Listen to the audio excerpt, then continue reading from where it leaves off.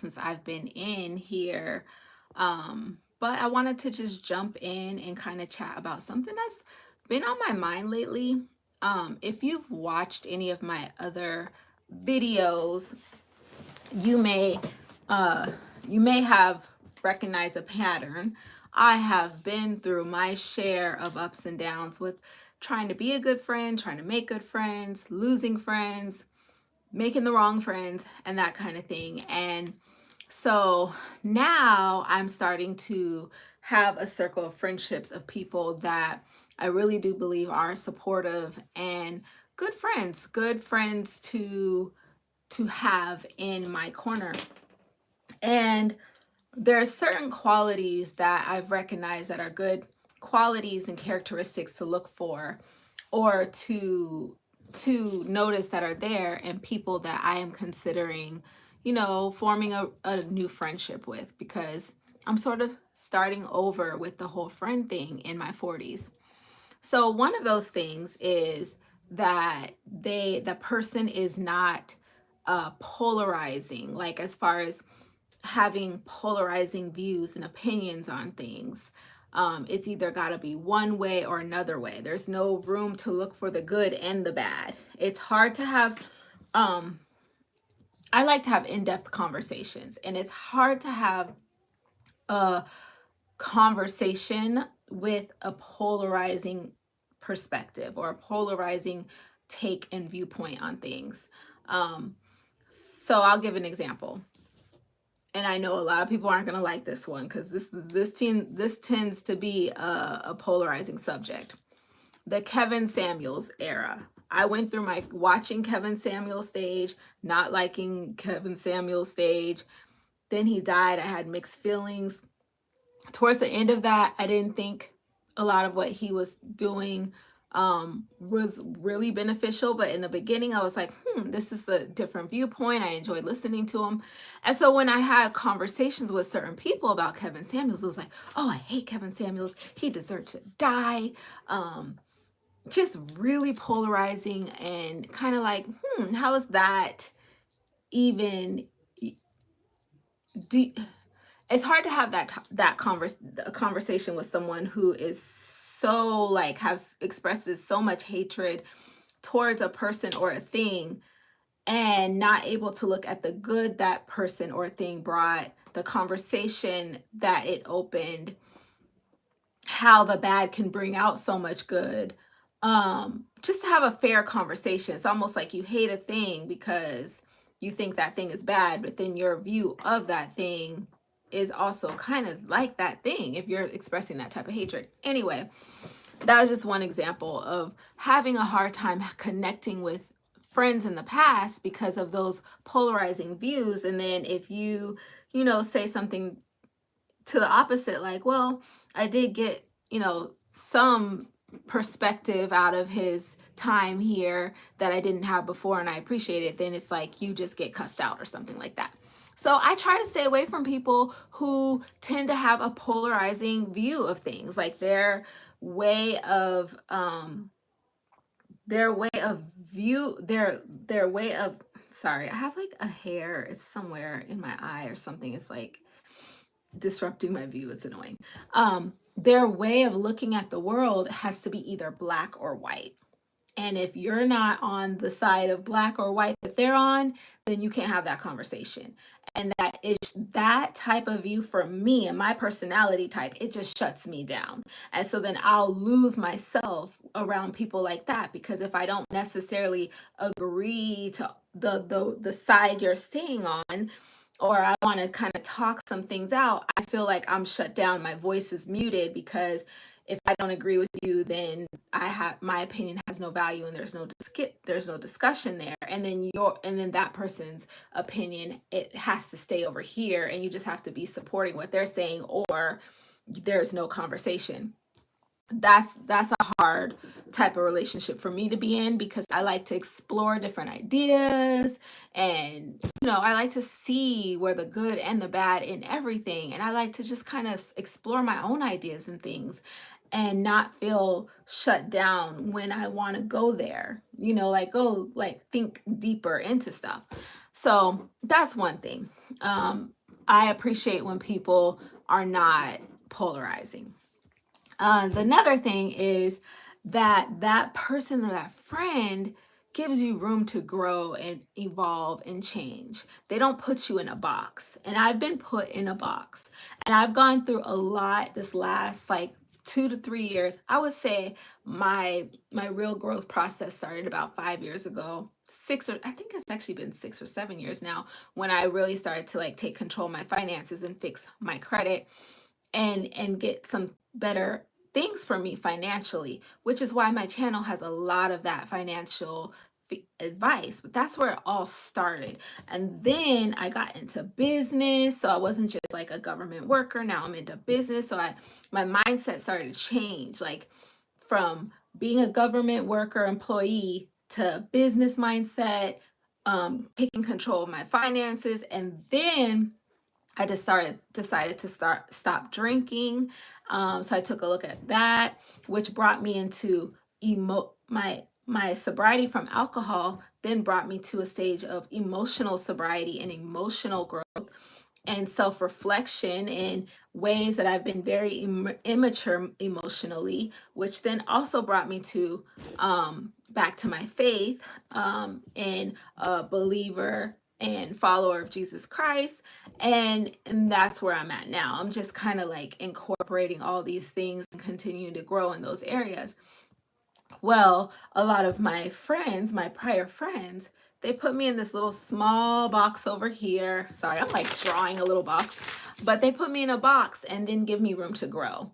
So I was the person that either could bring the fun and the laughs, listen to them, whatever, their progress, but I have nothing to contribute, because there was a point in time in my life where I didn't really have much to contribute other than just being probably a easy person to be around. And I know I've always been like someone who's brought like joy and light into my friendships. But other than that, I had no advice to offer, no perspective to offer. I didn't really have maturity in a lot of areas as far as financial growth, career growth. The only thing I really have done in my career, I mean, I've promoted and I'm good at my job, but I wouldn't say that I strategically did that. So, um, I was put in this box, and then as I started to grow, my growing curve went like this. And now when I start to have like some insight that I can offer my friends, and I want to offer that insight and I want to offer some wisdom, I want to help them when I see like potential like booby trap they're about to like walk over, and I care about them, so I want to provide them something, things that I'm seeing. I'm shut down because I'm in this box over here. And if you're in this box over here, you have nothing to offer. There's no room for you to grow. And so you're only viewed in this little snapshot. Like some people, they view people in snapshots. Like they take a snapshot of you and then that's all you are. You can't evolve, you can't grow, you can't change your mind, you can't digress, you can't progress. Like you can't be a human being. All you can be is the snapshot of the purpose you feel in their life. And if you step out of that snapshot that they have of you and how you fit into their puzzle, then you're bad and you're out of there. You got to be blocked, you got to be whatever. You got to be like cut off, you discarded. That's what they happens to you because you're no longer fitting into this snapshot that they put you in, because you are a human being who grows. And that's kind of an impossible position to be in when you're meeting people. So I look for people who are like understand that human beings, like we do this thing, we do this dance where we grow, we fall, we get up, we change our minds. We like, as long as you have like a certain path that you're on, there's gonna be times that you're changing. Like we get new information which leads us one way. We may have been one way and then new information comes and now we want to go this way. That kind of stuff happens. And so I look for people who will let me be me today. Like wherever I'm at, like if they see that I'm there may be something that's concerning, they want to offer me perspective, fine. But I don't want to be put in a box by my friends anymore, because I know that's just a trap. It doesn't work. And eventually you're not going to meet up to their expectations because you're no longer in the box they put you in. And so you're out of there, and those friendships don't last. You can't grow. You don't have permission to grow, or you're muted. You're like, your voice is muted again because now you're growing and they don't want to hear that. They don't want to hear what you have to say. So you don't feel like you can fully show up as you anymore, because if you're not just behind them and supporting everything that they're doing, then they don't want to hear what you have to say. They don't want it. They don't want it.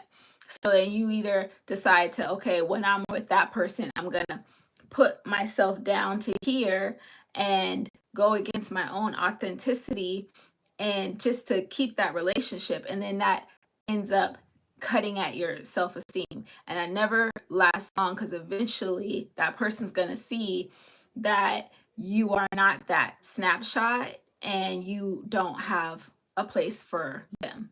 So I look for people who are not going to put me in their little corner over here.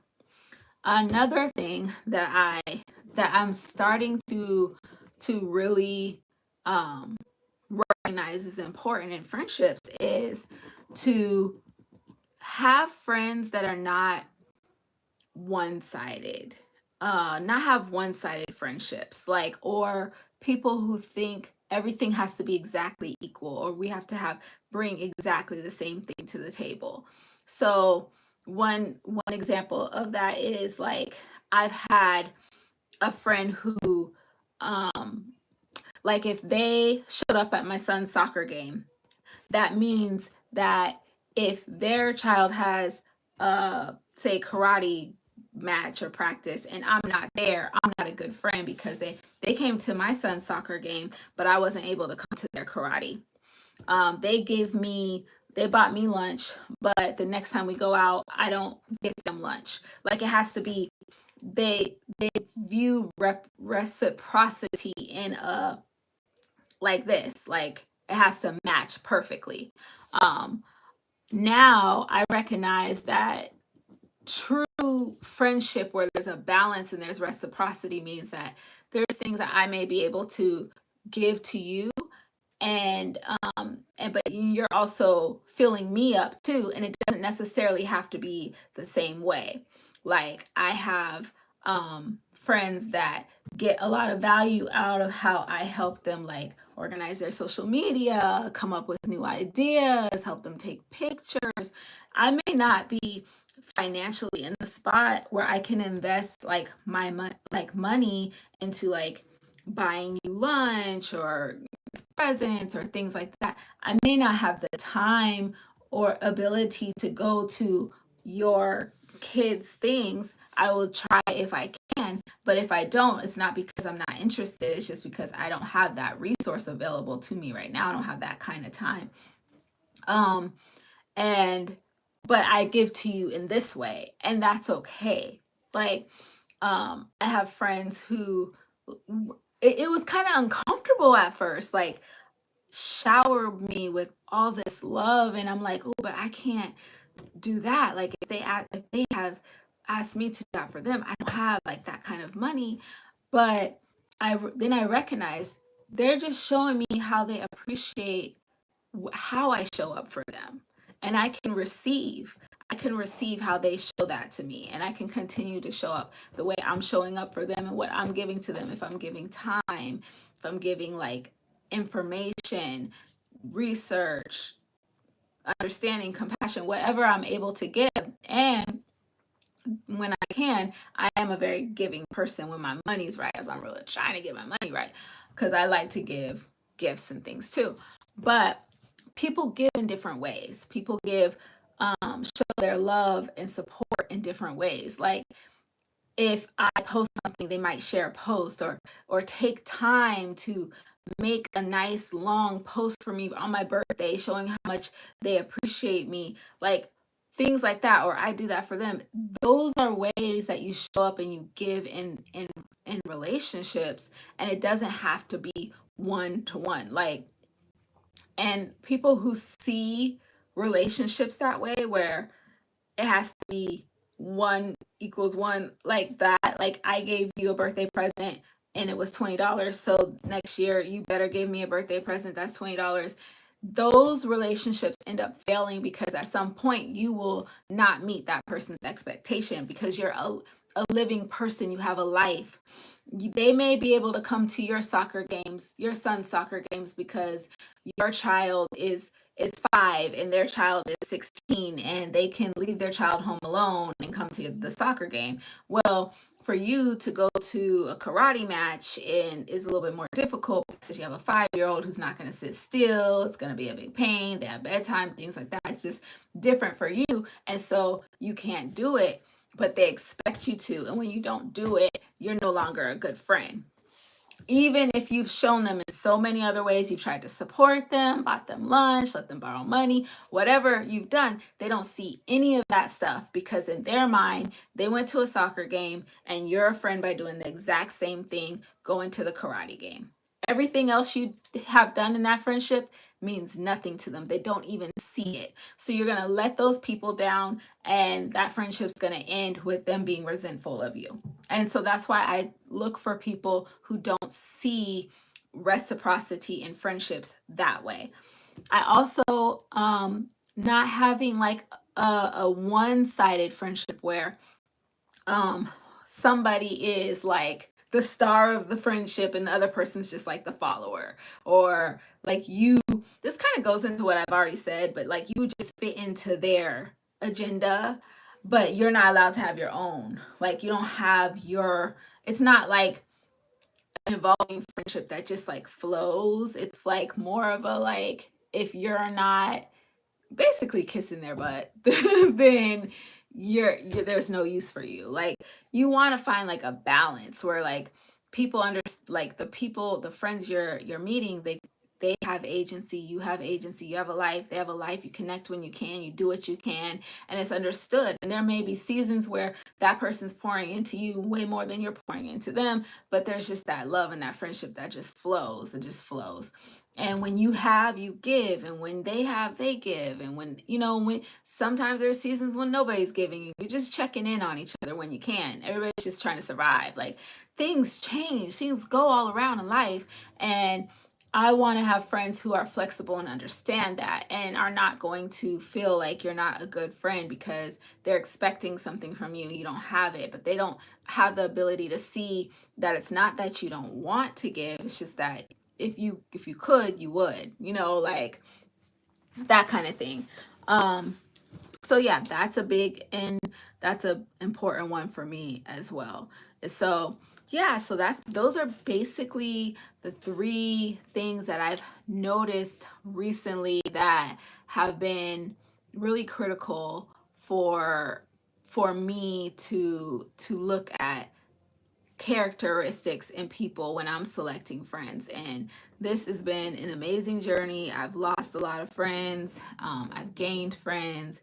I'm regaining friends that I lost because I've changed so much. And sometimes that's just part of growth, is that you change, like your interests change, things change, and you want someone who's going to be accepting of you through your process of life, and they're not just going to put you in a box. Also, somebody who can communicate with you, like who talks things out, like friends that have emotional intelligence. They don't punish you when they feel like you're not meeting their expectation. They see as an opportunity to have a conversation.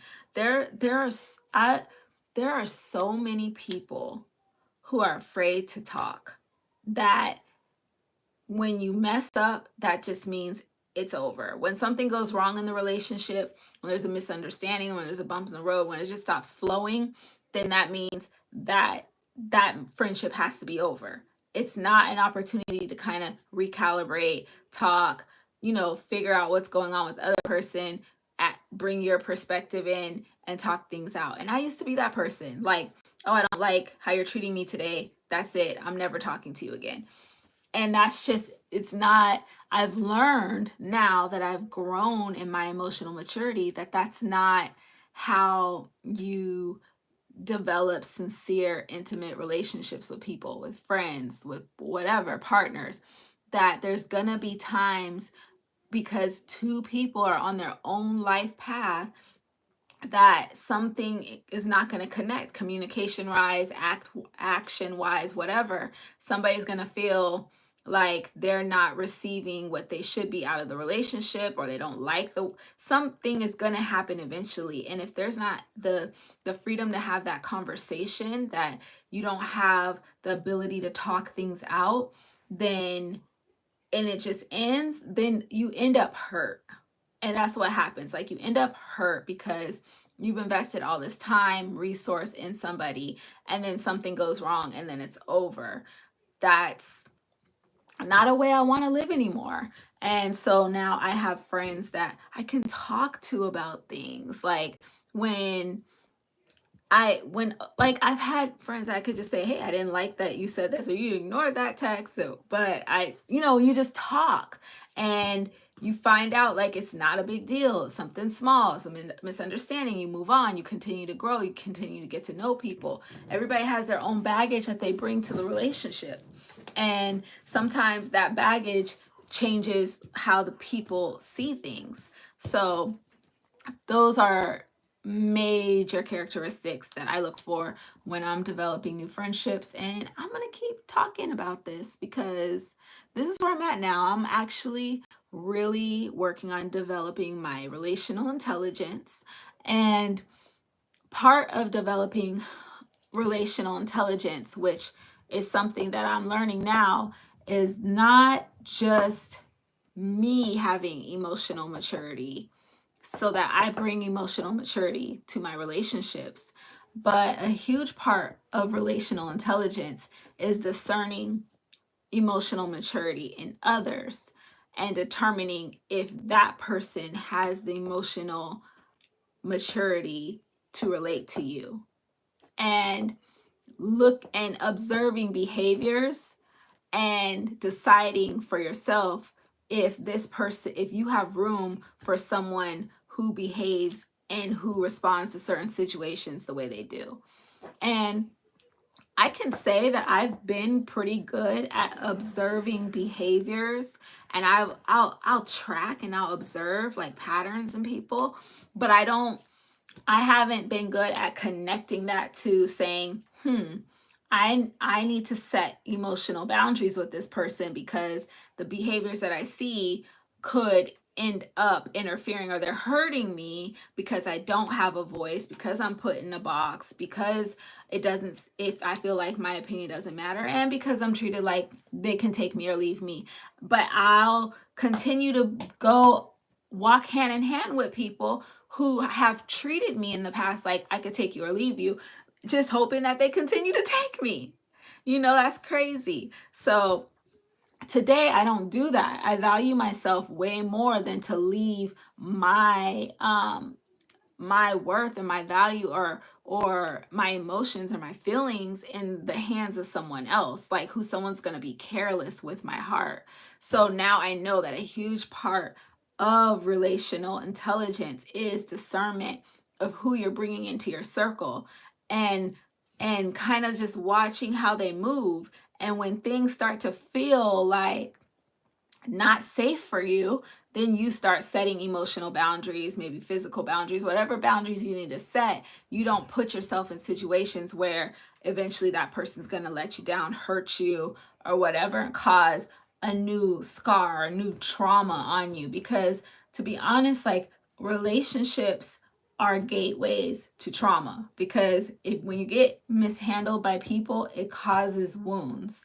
And you get to a certain point, like, I want to be healthy for the people that I'm bringing into my life, and I don't want to continue to any unnecessary wounds. Like, wounds are still going to happen because humans are humans and people are going to people.